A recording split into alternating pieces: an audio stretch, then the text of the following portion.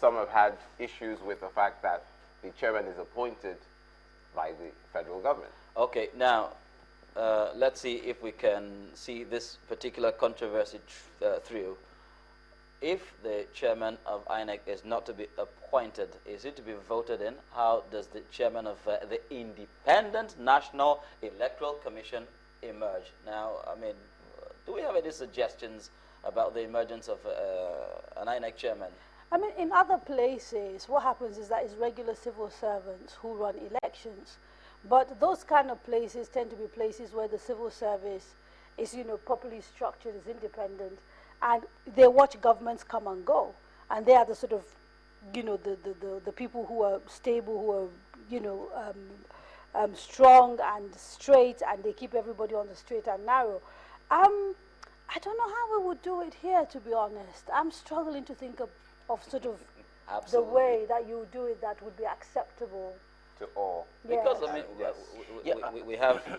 Okay, Coyote. Yeah, I think somehow this last one and a few ones before him, we've sort of kind of stumbled our way into getting it right. And one of the things that have been done is to look at people who've had good track records. And when Atahiru Jega was mentioned, the people actually agreed that it was someone who had a very good track record. So until we have systems that can produce people based on their training after years of experience, until we begin to develop systems that can produce people with proper record and proper professional experience, we have to depend on track when we actually talked about the issue of Jaga's personality, of course, I mean, he has actually demonstrated a very high level of integrity. At least many Nigerians are of the view that as far as the position of the INEC chairman is concerned, he has done pretty well, but then he is just one man. Even though the buck may stop at his table, but the saying that a tree cannot make a forest. So the issue here was that you may have a competent man of integrity running the electoral body, but then the issue here is that we build individuals, or we focus on the individuals, and then we do not build the institution. It is the institution that's required to have integrity, it's the institution that's required to have character, and if you have a man of character running an institution that's not independent and without character, then, we're just running around in circles. You know what the good book says, strike the shepherd and the sheep will be scattered. Yeah. To paraphrase that, if the leader, it trickles down to the followers. So if the leader is incorruptible, it thus follows that the followers will be incorruptible. So Especially because that shouldn't be the problem. But we have to go back. It's like a vicious circle. We're going to have to go back to the fact that yes, the president appointed the INEC chairman. However, the president belongs to a political party who's running against an opposition. That's what the opposition will say. And it is wrong on a few levels. And again, just to say, we all believe that Jega is a man of integrity. I happen to know him personally because he was at a lecturer at a university that I attended. So, I have no doubt about his integrity, and I think I can sort of talk about it. Having said that, we always believe that it is not... justice is not done if it is not seen to be done. And so when you have a case, for example, where a president can summon the umpire who is going to supervise elections in which he's taking part and sit down and have a meeting with him, and the opposition candidate who is standing against the president does not have that same right, you begin to see why people would be very, very uncomfortable with an umpire who is, appointed by a president that is a sitting president. Don't even get us started. That throws up a whole bigger issue of the power of the president of Nigeria. The power of the federal government. Okay. When we talk of the power of incumbency, the bottom line would be, it's he who pays the piper that calls the tune. But then, the big question here is that what exactly can we do to have a really independent INEC, talking about the Independent National Electoral Commission. because the independent there is simply an adjective and just in name and definitely not in practice. Well, maybe we should make it, if you like, almost like a private sector job, where you get people who sort of think they're qualified. You put together like a list of the qualities you're looking for and the qualifications, and you shortlist 3, and perhaps, you know, stand them in front of the National Assembly to be publicly interviewed and appointed. That might be one way. The second thing you could do is also protect their budget, you know, their source of money. That's a very key thing. Yes. Because sometimes when it boils down to the issue of funding, who then funds the Independent National Electoral Commission? Because it's not a money-making venture, so they can't fund themselves. So somebody has to pay that. It has to come from Nigeria and Nigerians. And who manages the taxpayers' money? But that's the point. It's really about how they get the money, who decides how much they get and all that. And in all this, in a democracy, increasingly we're going to have to rely on the people we elect, and that is the National Assembly. So it's really critical. People keep focusing sometimes on sort of the bigger elections, the presidential, but there's a sense in which sometimes it is the people who represent us directly are as important. Even local government, for example, is closer to us, but we don't seem to give it as much weight when it's time to vote. I don't want to sound like a pessimist, you know, but another line of argument will be that, okay, if you say people should apply for a particular job that's been advertised, someone could tell you that someone who is sponsored by the person in government could be asked to apply for the same job, and the party that has the majority can have their way. We've seen that happen. But at least you're reducing and minimizing the chances. That's why I say I don't want to be a pessimist. Because it's you know, an ongoing you are conversation. putting out criteria which at the very least whoever is appointed has to meet. So you've got, like, if you like, your job description, and you've got the qualities you're looking for, you've got the qualifications. So at the very least, no matter who out of the 3 is appointed, you know that they at least have minimum requirements have been met. Sounds like a stellar idea, and that will take away the whole suspicion and conspiracy theory of someone dictating. And you could do the interviews on the telly. I'm sure channels will happily, you know, provide a live feed. Grab that opportunity. Yes. Well, can we mention, do a good job of it. Professor Jaga's integrity is not in doubt. It's been attested to here and across the board. Now, can I bring up what the UN Secretary General said about what his view of the election was so far? Yeah. Largely peaceful and orderly. Well, I mean, ECOWAS Chief John Kufuor says it was largely peaceful as well. Oh, there's been a lot of commendation, at least from the point of view of external observers. Yeah. There's been a lot of commendation, you know, from ECOWAS, from the UN, from the African Union. Even the United States diplomat to Nigeria talked about the PVC and the card reader.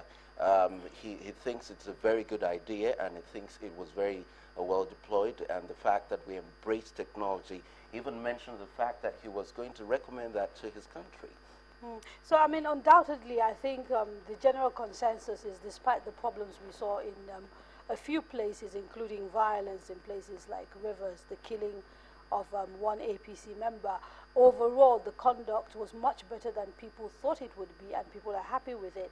The next things really that will determine whether you can get you can give an overall pass mark to the elections are 2 things. The first is the collation. What happens this night, you know, and whether people feel that by and large their votes were, you know, are being respected and nobody's attempting to change the results at the collation centers. And secondly, how INEC deals with the complaints that they've got. And again, you know, my expectation is that they will deal with them as transparently as possible. Where they decide, for example, that there are no complaints, they will publicly explain why, in their view, they feel that this is not a case. Where they decide that, okay, this is a case, and as a result, we're either cancelling or rerunning some elections, they would explain to people you know, why they're doing what they're doing. Ultimately, the Nigerians should be the victor, because it's really all about ensuring that we're beginning to entrench processes and a system in place that puts the interest of the voter first before anything else. And it's actually very critical what INEC would do in response to issues raised by people, especially the generality or maybe a very large section of the populace. For instance, today, in that very same River State that has been a thorn in the flesh of elections in Nigeria, in that very same River State, some people actually took to the streets today to protest the handling, I wouldn't say the non-conduct of elections, the handling of elections in the state by the Independent National Electoral Commission. Remember, yesterday, the governor and members of his party actually accused the Independent National Electoral Commission of not providing result sheets at the polling units, and ultimately, it meant the whole process, whether accreditation, whether voting, whether collation, everything has been invalidated by the very absence of result sheets. But more information is needed. It happened in Jigawa. 7 of the 11 constituents had no result sheets, hence the postponement in that particular state. Of course, but then that's why I mean, all eyes will be on River State now to find out exactly. Because, I mean, Kadira did say that one of the things that Nigerians would be looking forward to would be how the Independent National Electoral Commission handles the problems that have, been thrown up in certain areas. Okay, in Jigawa, elections are postponed. In River State, and I wonder what what happens? the difference is. I suspect in Jigawa there was probably a consensus across party divide that this did happen, and therefore it was not a question of people arguing about it. And the number and of so areas therefore was INEC large. So INEC could actually say, yes, this happened, we can verify it. And so it was easy to say, we're not holding elections.